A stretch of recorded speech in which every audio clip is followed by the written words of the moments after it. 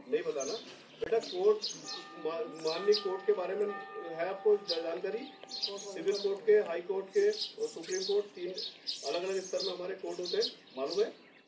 नहीं पता है? तो कोर्ट में बेटा अलग अलग केस होते हैं हमारे पास। जैसे किसी व्यक्ति के हजारों लाखों केस जो होते हैं वो लंबित पाए जाते हैं केसों में ना। तो इसमें हमारी राष्ट्रीय लोक अदालत लगती है। लोक अदालत में अलग अलग केसों का निस्तारण किया जाता है ना।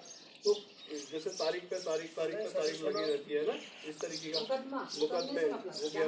तो अलग अलग उसमें टॉपिक पे, जैसे आपको कोई महिलाएं हैं, महिलाओं का घरेलू हिंसा का अधिकार अधिनियम होता है। कोई महिला अगर पुरुषों के साथ काम कर रही है, 10 से ज्यादा महिलाएं और पुरुष बराबर है, तो उनको कौन सा अधिनियम लेना जरूरी होता है, जिसको प्रोटेक्शन ऑफ सेक्सुअल हैरेसमेंट 2013 के अंतर्गत कहते हैं।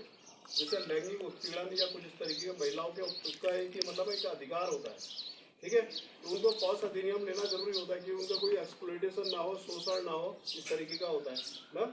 इसमें हमारी जो है, हमारा काम जो है आपको विधिक जानकारी देना, कानून के रूप में जानकारी देना। कानून क्या होता है, जैसे आपको समानता का अधिकार, फंडामेंटल राइट्स और फंडामेंटल ड्यूटीज स्कूल में सब कुछ बता देते हैं आपको ना। सबको पता है आपको, समानता का अधिकार, शोषण का अधिकार, स्वतंत्रता का अधिकार है ना।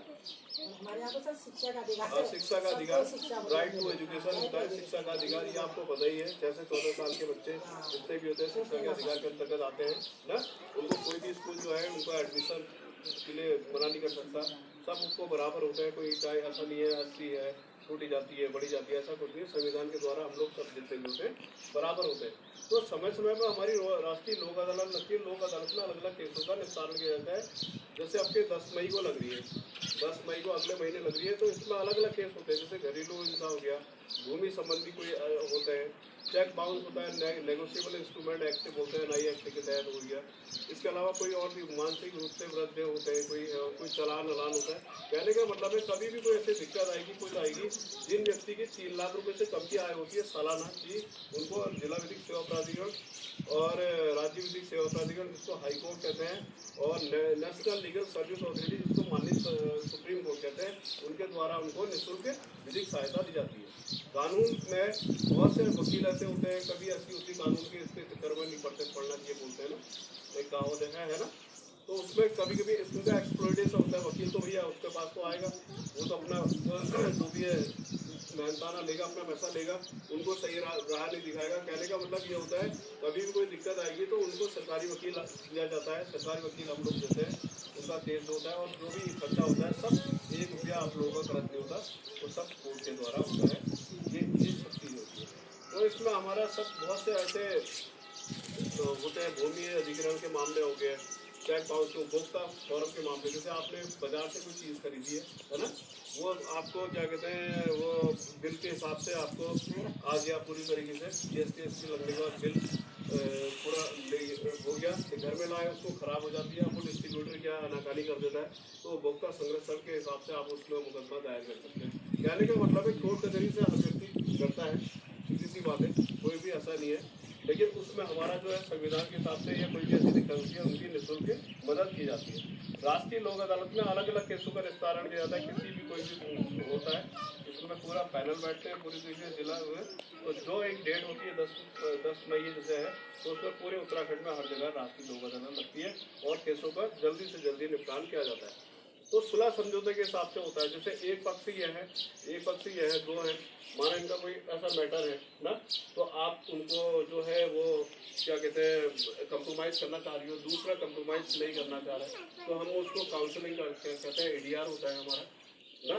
तो उसके हिसाब से काउंसलिंग हो गया, मीडिएशन हो गया, लास्ट में उसमें जो भी निर्णय आता है, लोक अदालत का निर्णय अंतिम निर्णय होता है, और उसका कोई भी ऐसा माननीय सुप्रीम कोर्ट भी उसको ऐसा नहीं कर सकती। कहने का मतलब यह है बच्चों, शॉर्टकट में आपको बता रहा हूँ कि जो है जिला विधिक सेवा प्राधिकरण और माननीय हाईकोर्ट के हिसाब से कभी भी कोई ऐसी दिक्कत आती है, उसमें आपकी निःशुल्क मदद की जाती है, ठीक है। राष्ट्रीय लोक अदालत में भी ऐसे अलग अलग केसों का निस्तारण किया जाता है। कभी भी कोई ऐसी दिक्कत आएगी जहाँ पर इंसान का थोड़ा एक्सप्लॉयटेशन हो रहा है या कोई ऐसा दिक्कत आती है, तो वहाँ पर हमारा कोर्ट जो है निःशुल्क मदद करता है। और हमारा लीगल हेड ऑफिस जो है विकास भवन भीमताल में है, मैं वहाँ पर भी कार्यरत हूँ, बैठता हूँ वहाँ पर। कल हमारी ड्यूटी वहाँ पर भी हो जाएगी, तो उसमें भी आप लोग की कोई सरकारी स्कीम जो होती है उनमें भी आपको कोई बेनिफिट नहीं मिल रहा, तो आपको मार्गदर्शन करना और आपको सही राह देना ये हमारा काम होता है इस तरीके का। थाना भीमताल में भी हमारी ड्यूटी होती है, थाना भीमताल में भी हम लोग बैठते हैं। उसमें कोई भी ऐसा व्यक्ति है जिसको कभी पुलिस वाले उत्पीड़न कर रहे हैं या कुछ इस तरीके का कर रहे हैं तो निःशुल्क उनको विधिक सहायता देना हमारा काम होता है। वही सही, ठीक है। आप लोग आई, मेरी बात थोड़ी थोड़ी आई होगी, ज़्यादा तो नहीं आया होगा। आपको सिर्फ शिक्षा का अधिकार जो है, राइट टू एजुकेशन समझना है। और ऐसा है, आजकल तो गुरुजी इतने अच्छे अच्छे हैं, इतने वेल एजुकेटेड है। जब मैं पढ़ता था बेटा, उस टाइम पे 6 में ABCD चलती थी, हमने खुद ही ऐसे पढ़ा है ना। हमें ABCD चलती थी, 6 में ABCD चलती थी। आज तो इतने एजुकेटेड टीचर्स हैं कि आपको बिल्कुल कॉन्वेंट और जो है सरकारी बिल्कुल बराबरी की पढ़ाई होती है। लेकिन आदमी सरकारी स्कूलों में पढ़ाई नहीं करवाना चाहता। आदमी सिर्फ सोचता है अगर वो एक लेबर भी है, काम भी करेगा तो वो भी सोचेगा मेरा बच्चा जो है अच्छे से अच्छे इंग्लिश मीडियम में अच्छी जगह पे पढ़े। ये इंसान की मानसिकता होती है। तो मेरा उद्देश्य ये नहीं है क्योंकि इंसान कहीं भी हो, कहीं पढ़ाई किसी भी स्तर में करे, चाहे सरकारी हो या वो उसके गुण के हिसाब से होता है ना। वो कहीं से भी कहीं निकल जाता है। ऐसा नहीं है क्योंकि सरकारी स्कूल वाले बच्चे कहीं निकलते हैं, आज एक से एक अच्छे निकलते हैं। तो अपनी अपनी पढ़ाई के ऊपर डिपेंड करना है और आप लोगों को जो पढ़ाया जाता है उसके ऊपर ध्यान देना है।